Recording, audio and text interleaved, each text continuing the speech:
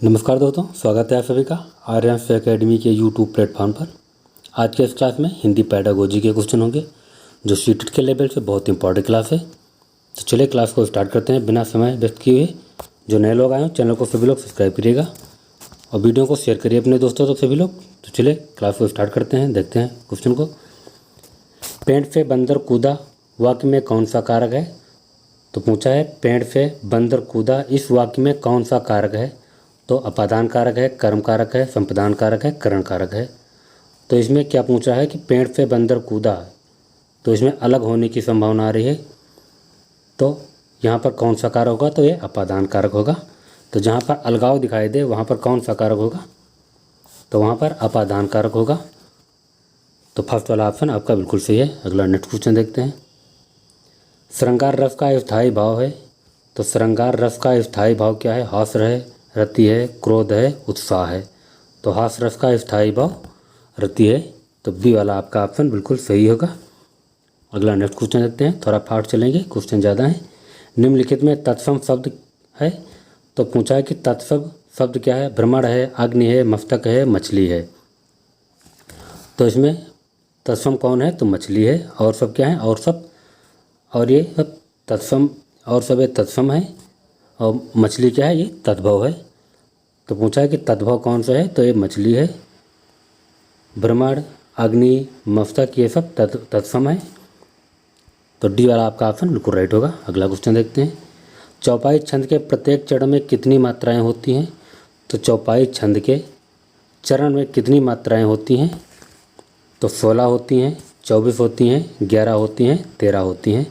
तो चौपाई छंद के प्रत्येक चरण में मात्राएं 16 होती हैं। तो बी वाला आपका ऑप्शन बिल्कुल राइट है। अगला नेक्स्ट क्वेश्चन देखते हैं। तेरी बरसी ने बर छीने हैं, पंक्ति में कौन सा अलंकार है? तेरी बरसी ने वर छीने हैं, तो कौन सा अलंकार है? तो रूपक है, अनुप्रास अलंकार है, श्लेष है, यमक अलंकार है।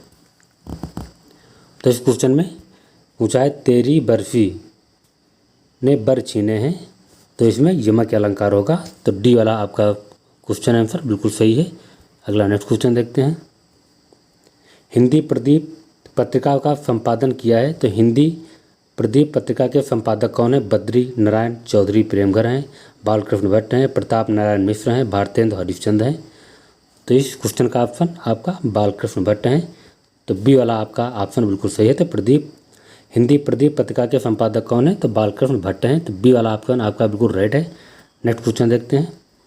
सूर्य उदय शब्द का संधि विच्छेद होगा। तो सूर्य उदय का संधि विच्छेद क्या होगा? तो ये बी वाला आपका ऑप्शन बिल्कुल राइट होगा, सूर्य प्लस उदय होगा। तो बी आपका ऑप्शन बिल्कुल सही है, सूर्य उदय का संधि विच्छेद है। तो सूर्य प्लस उदय, बी वाला आपका ऑप्शन बिल्कुल सही। नेक्स्ट क्वेश्चन देखते हैं। यथाशक्ति में समास है। तो यथाशक्ति में कौन सा समास है? अव्ययी भाव है, तत्पुरुष समास है, द्विगु समास है, कर्मधारय समास है। तो यथाशक्ति में कौन सा समास है? तो अव्ययी भाव समास है। तो फर्स्ट वाला ही ऑप्शन सही है। तो कौन सही है? अव्ययी भाव। अगला क्वेश्चन देखते हैं। इनमें से कौन सा तद्भव है? तो पूछा है कौन सा तद्भव है? मधुप, भ्रमण, मधुकर, भंवरा। तो इसमें तद्भव कौन सा है? तो इसमें भंवरा है। और सम आपके तद्भव तत्सम है।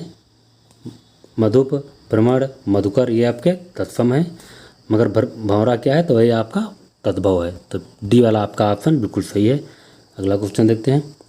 मुद्री का तत्सम रूप है। तो मुद्री का पूछा है कि तत्सम रूप क्या होगा? मुद्री होगा, मुंदरी होगा, मुद्रिका होगा, मुद्रिका होगा।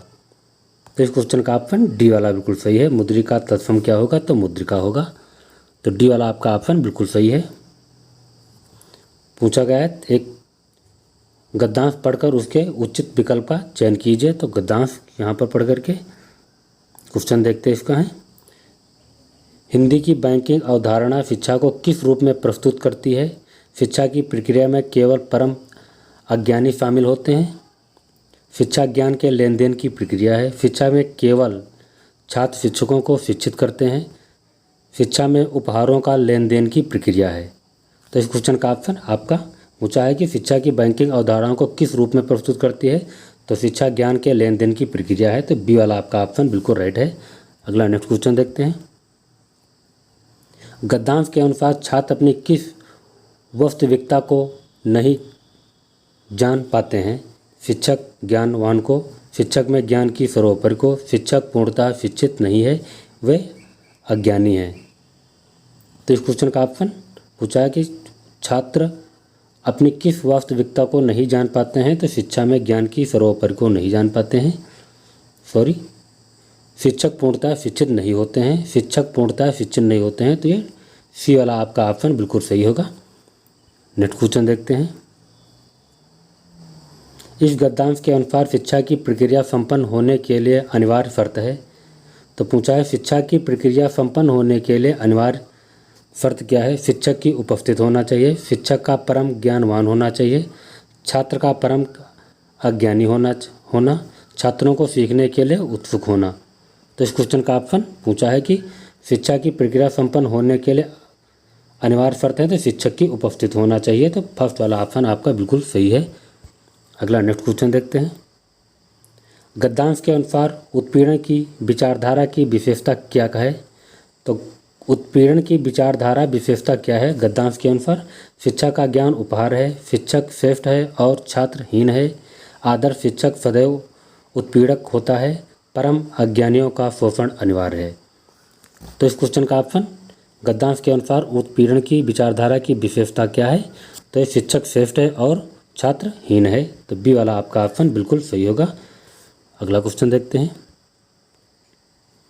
गद्यांश में डैश डैश पर कराया व्यंग्य किया जाता है ज्ञानवान व्यक्तियों पर, उत्पीड़ितों की दशा पर, शिक्षितों की दशा पर, शिक्षक और छात्र के मध्य संबंध में। तो इस क्वेश्चन का ऑप्शन आपका गद्यांश के डैश डैश करारा व्यक्त किया जाता है तो शिक्षक और छात्र के मध्य संबंध किया जाता है। तो डी वाला आपका ऑप्शन बिल्कुल सही है। अगला क्वेश्चन देखते हैं।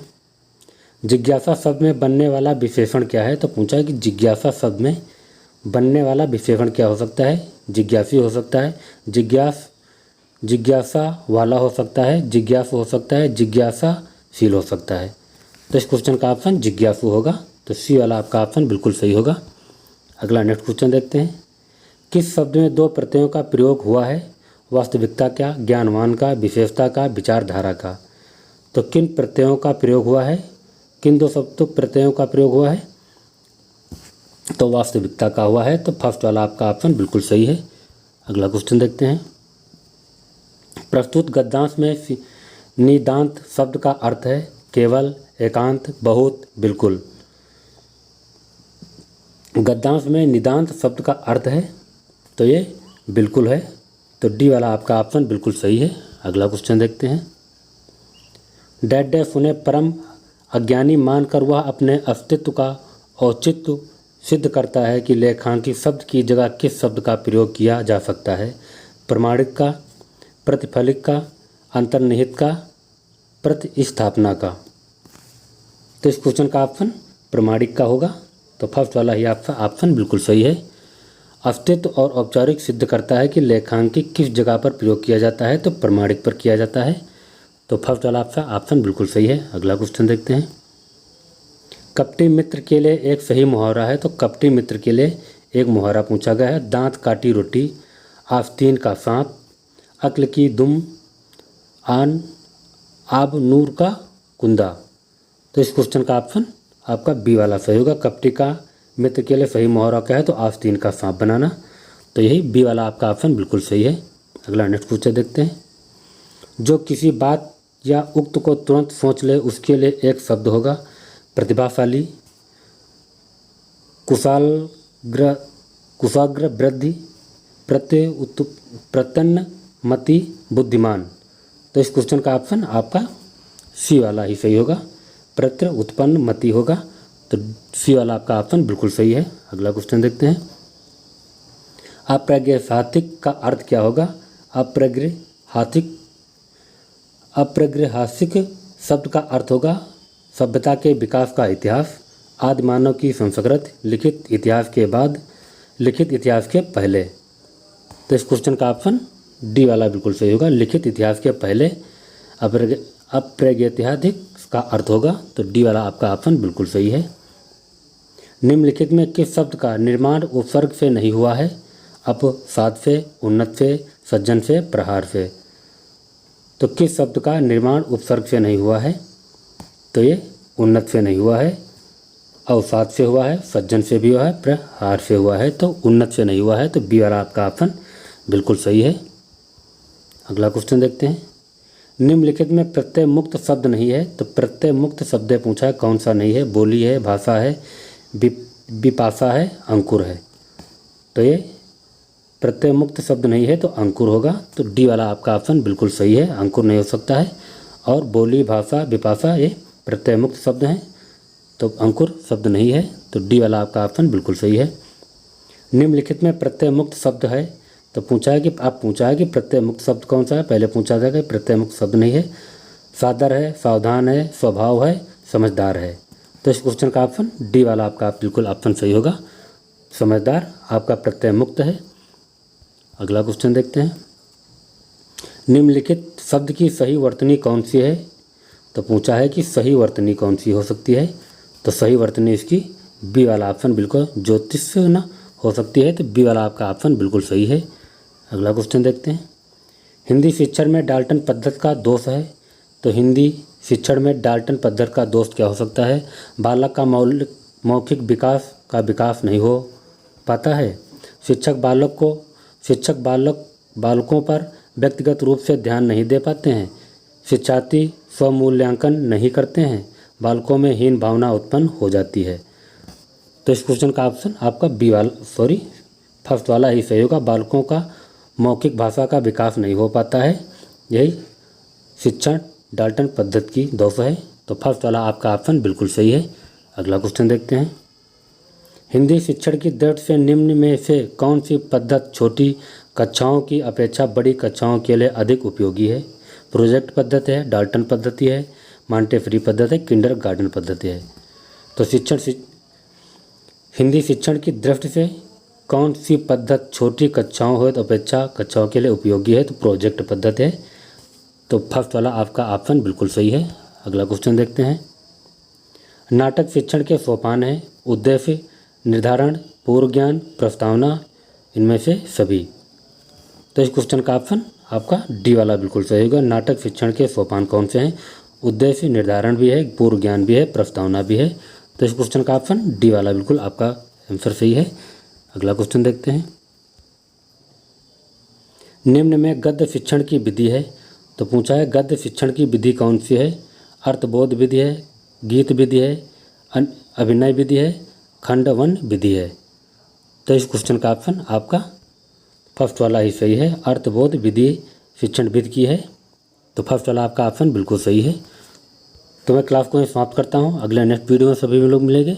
चैनल को सभी लोग सब्सक्राइब करिएगा और जो वीडियो को सभी लोग लाइक करिएगा, शेयर करिएगा। कमेंट बॉक्स में ज़रूर बताएं कि वीडियो कैसा लगा। अगले नेक्स्ट वीडियो में मिलेंगे। नमस्कार।